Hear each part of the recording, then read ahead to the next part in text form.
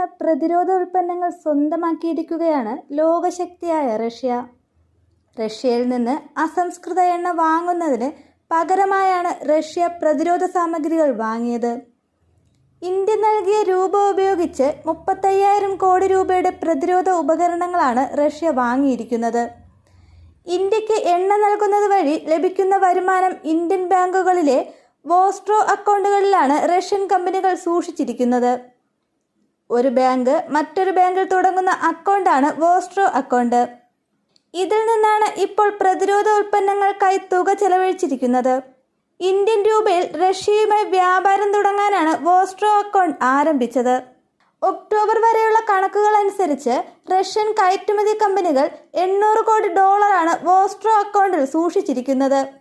ഇന്ത്യയിലേക്കുള്ള കയറ്റുമതി കൂടുകയും ഇന്ത്യയിൽ നിന്നുള്ള ഉൽപ്പന്നങ്ങളുടെ ഇറക്കുമതി ഇതിനെ അപേക്ഷിച്ച് കുറഞ്ഞു നിൽക്കുന്നതിനാലും വോസ്ട്രോ അക്കൗണ്ടിൽ രൂപ കുന്നുകൂടി. പക്ഷേ ഇന്ത്യയിൽ അധികം നിക്ഷേപ സാധ്യതകളില്ലാത്തതിനാൽ വോസ്ട്രോ അക്കൗണ്ടിലെ പണം ചെലവാക്കാതെ കിടക്കുകയായിരുന്നു. കഴിഞ്ഞ 6 മാസത്തിനിടെ ഈ ഫണ്ടിന്റെ 50% മാത്രമാണ് അവർ ചിലവഴിച്ചത്.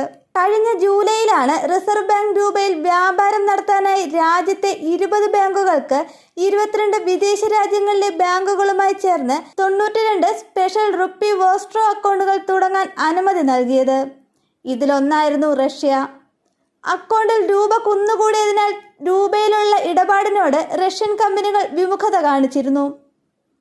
എന്നാൽ ഇപ്പോൾ റഷ്യയിലേക്ക് ഇന്ത്യയിൽ നിന്ന് സാധനങ്ങൾ കയറ്റുമതി ചെയ്യുന്നതിനും വോസ്ട്രോ അക്കൗണ്ടിൽ നിന്നുള്ള പണം റഷ്യ ഉപയോഗിക്കുന്നുണ്ട്.